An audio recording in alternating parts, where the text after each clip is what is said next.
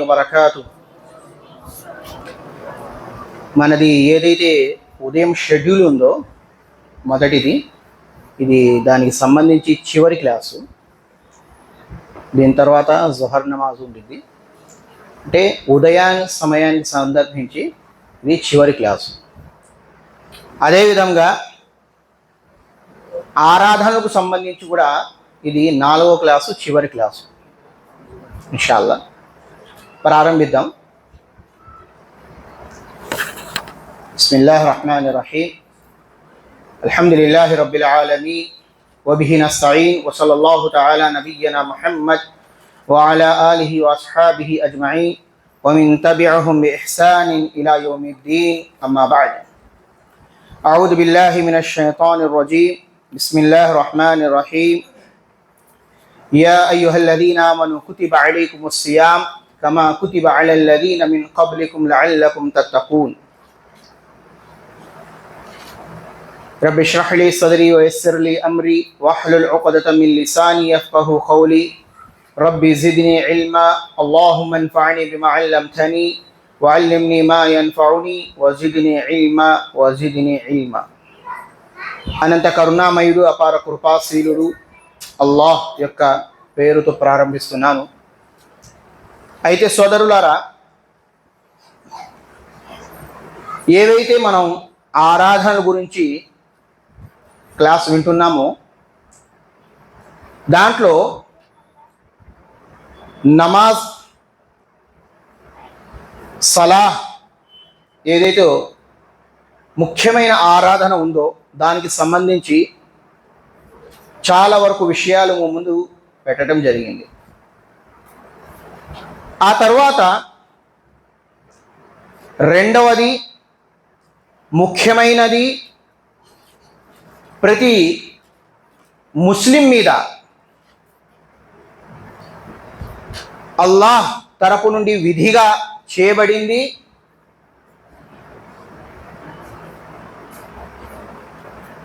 సౌమ్, ఉపవాసం.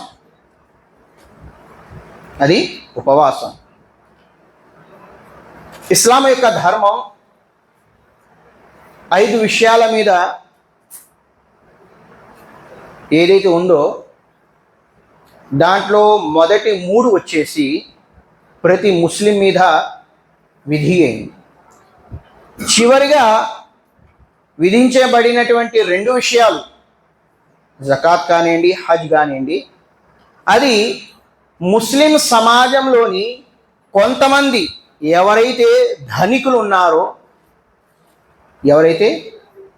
ఉన్నారో అది వాళ్ళ మీద విధిగా చేయబడింది.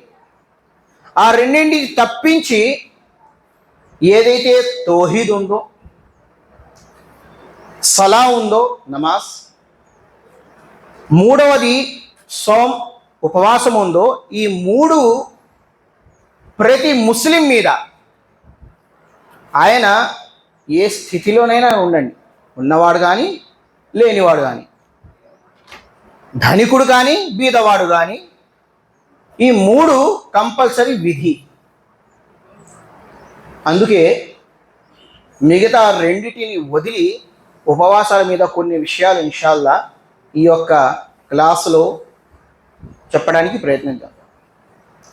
నేను మీ ముందు ఖురాన్ గ్రంథము సూరే బహ్రా 2వ అధ్యాయం 108వ వాక్యం చదవటం జరిగింది.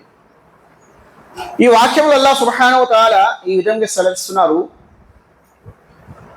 యా అయ్యుహల్లదీన ఆమను, ఓ విశ్వాసులారా, కుతిబ అలైకుముస్ సియామ్, మీ మీద ఉపవాసాన్ని విధిగా చేయబడటం జరిగింది.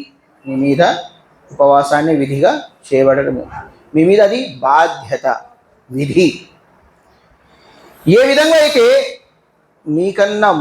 మీకన్నా ముందు ఎవరైతే ఉన్నారో ప్రవక్తల యొక్క ఉమ్మతులు,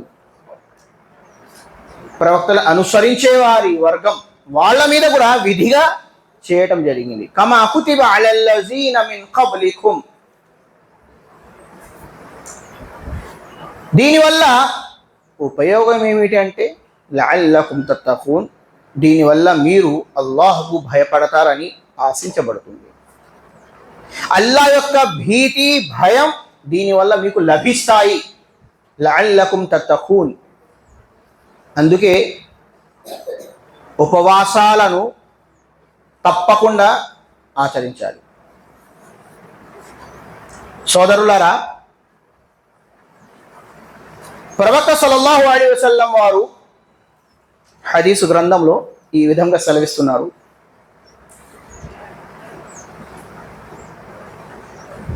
మీపై ఒక శుభప్రదమైన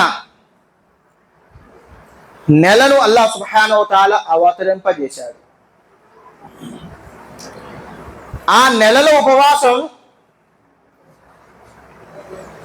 పాటించడం మీకు దేవుడు విధిగా చేశాడు, అల్లాహ్ విధిగా చేశాడు.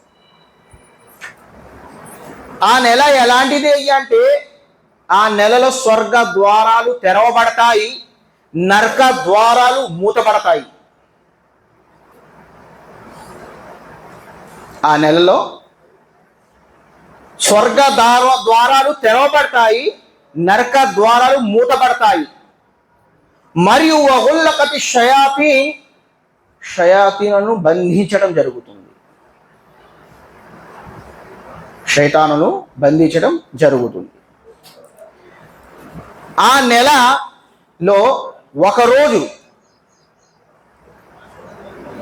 ఆ రోజు ఎలాంటిది అంటే 1000 నెలల కంటే కూడా ఘనమైనది,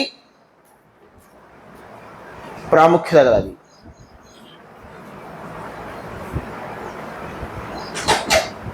దాని శుభాలను ఎవరైతే కోల్పోతారో వాడిని మించి దౌర్భాగ్యుడు మరొకడు లేడు. ప్రవక్త సల్లల్లాహు అలైహి వసల్లం వారు అన్నారు, ఈ నెల వాడి యొక్క జీవితంలో వచ్చిన తర్వాత కూడాను ఈ నెల యొక్క శుభాలను వాడు కోల్పోయినట్లయితే వాడి నుంచి దౌర్భాగ్యుడు మరొకడు లేడు అని ప్రవక్త సల్లల్లాహు అలైహి వసల్లం వారు అన్నారు. ఆలోచించండి సోదరుగా. అదేవిధంగా ఒక హదీసులో అల్లాహ్ సుబ్హానహు వ తఆలా ఈ విధంగా సెలవిస్తున్నారు. హదీసు ఖుద్సీ దాన్ని అంటారు. మానవుడు చేసినటువంటి ప్రతి కార్యం యొక్క ప్రతిఫలం, మంచి కార్యాలు ఏదైతే చేస్తాడో దాని యొక్క ప్రతిఫలం వాడు చేసిన దాన్ని బట్టి ఉంటుంది. కానీ ఉపవాసం దాని యొక్క ప్రతిఫలం అన్నిటికంటే మిన్నగా ఎక్కువ రెట్లు అధికంగా ఉంటుంది. అది ఎంత అనేది చెప్పడం జరగదు. ఎందుకంటే ఉపవాసం నా యొక్క దాసుడు కేవలం నా కోసమే పెడతాడు, అందుకే దాని ప్రతిఫలం కూడా నేనే ఇస్తాను అని అల్లాహ్ సుబ్హానహు వ తఆలా అంటున్నాడు.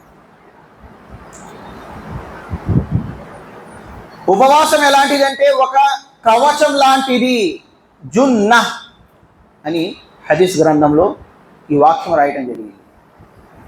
కవచం లాంటిది, పాపాల నుండి బయటపడటానికి.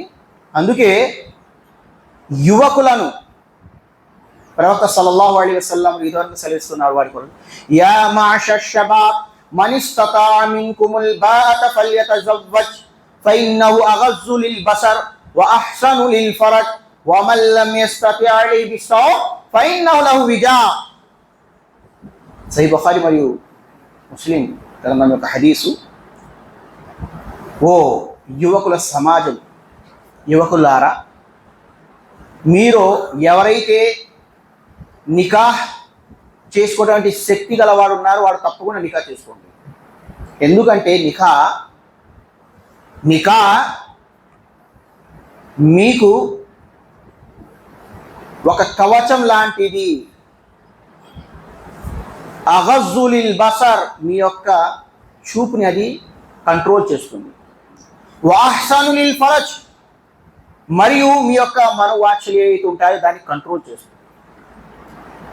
వమన్ లమ్ యస్తతి అలైహి బిస్సౌమ్, ఒకవేళ మీరు నికాహ్ చేసుకోకపోతే, ఏవో సమస్యలు ఉన్నాయి, కొన్ని బాధ్యతలు ఉన్నాయి, మీరు నికా చేసుకోవడానికి శక్తి లేకపోయినట్లయితే ఆ సమయంలో మీరు రోజా ఉండండి, ఉపవాసం ఉండండి.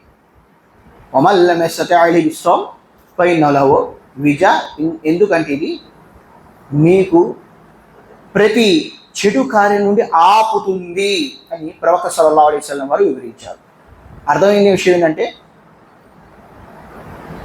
రోజా అనేది, ఉపవాసం అనేది ఒక కవచం లాంటిది, ప్రతి చెడు నుండి మనకు సేవ్ చేస్తుంది.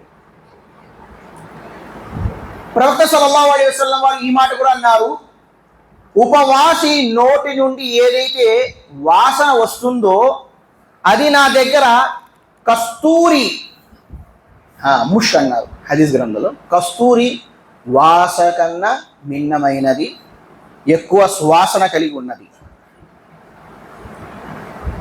ఉపవాసికి 2 ఘడియల్లో చాలా ఆనందం వేస్తుంది.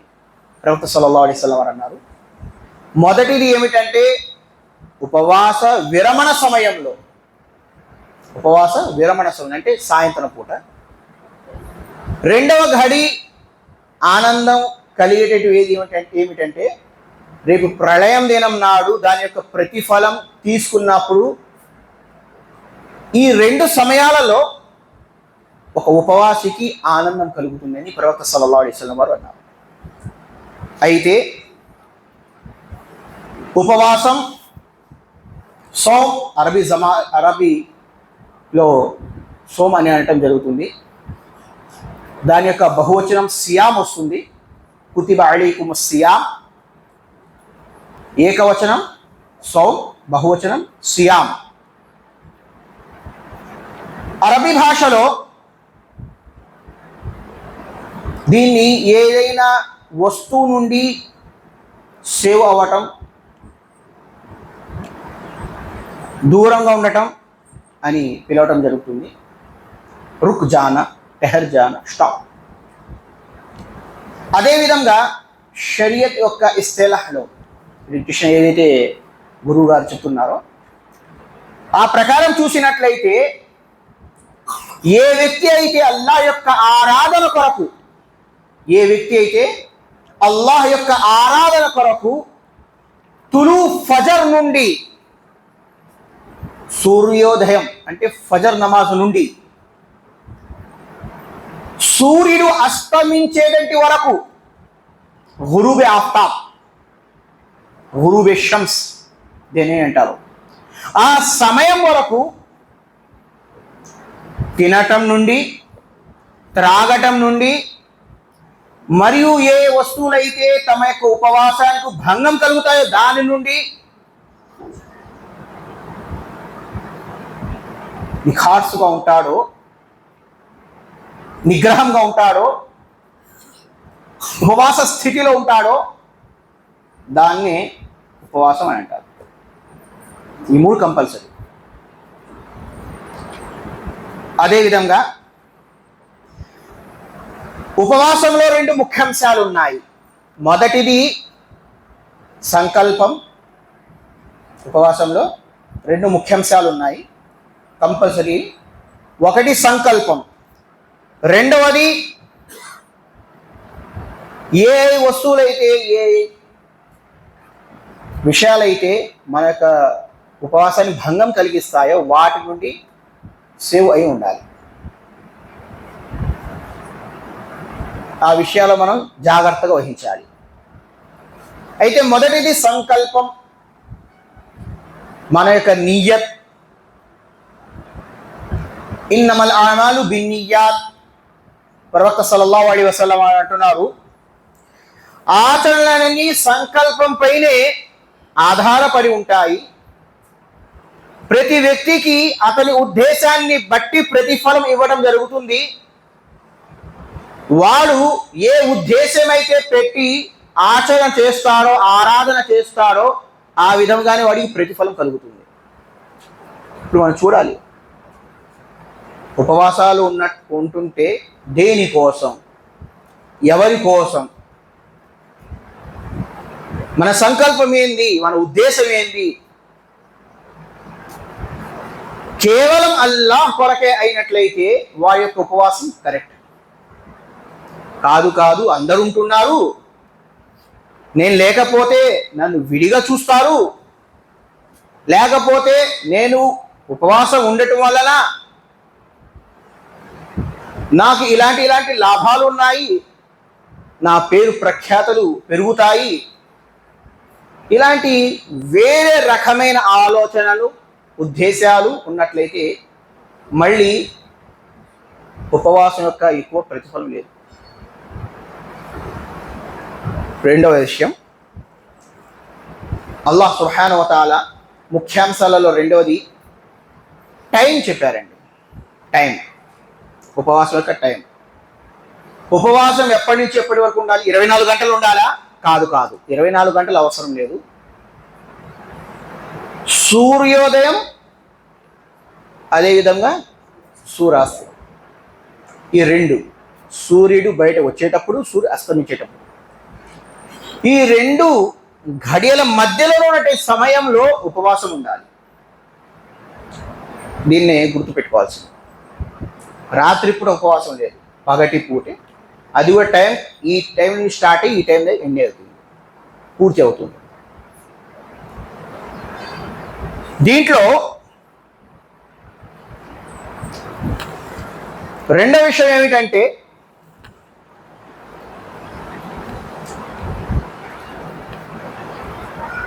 ఈ ఉపవాసం యొక్క స్థితిలో మనం తినటం కానీ త్రాగటం కానీ రోజుకు భంగ కలిగేటువంటి విషయాలను కానీ చేయకూడదు. వీటిలో ఏది చేసినా కూడా మనం ఉపవాసంలో ఉన్న ప్రతిఫలం ఉండదు. ఈ మూడు విషయాలు తప్పకుండా గుర్తుపెట్టుకోవాలి. ఉపవాసాలు రెండు రకాలండి. ఒకటి విధి చేయబడినటువంటి ఉపవాసాలు, దీన్ని ఫరజ్ అంటారు. రెండు,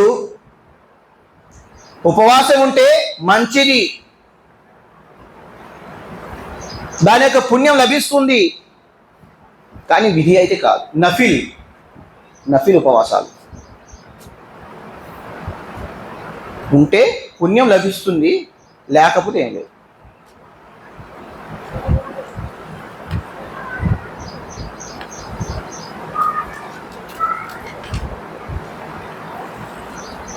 ఆ తర్వాత ఉపవాసాలు ఎవరికి విధి లేదు ఒక సబ్జెక్టు. ఎవరైతే ముస్లిం అయి ఉన్నారో వారి మీద విధి మొదటిది. రెండవది బుద్ధిగ్రస్తుడు, బుద్ధి ఉన్నవాడు, దాన్ని ఆఖిల్ అని అంటాము.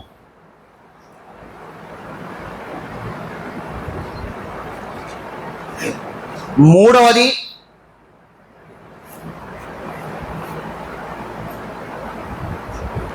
బాలిగ్ అయి ఉండాలి. బాలిగ్ అంటే యవ్వన వయస్సులో వచ్చి ఉండాలి.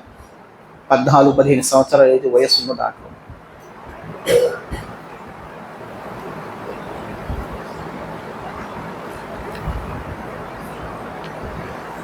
నాలుగవది ముఖీమై ఉండాలి. ముఖీం అంటే ఎటువంటి ప్రయాణంలో ఉండకూడదు. ముఖీం అంటే తన యొక్క ఇంట్లో తన యొక్క స్థితిలో ఉండాలి, ఇంటికాడ ఉండాలి, ప్రయాణాల్లో కాదు. ముఖీమై ఉండాలి. ఎందుకంటే ఎవరైతే ప్రయాణంలో వారి మీద విధి కాదు ఉపవాసం. ఐదవది ఆరోగ్యం బాగుండాలి, ఆరోగ్యవంతుడై ఉండాలి.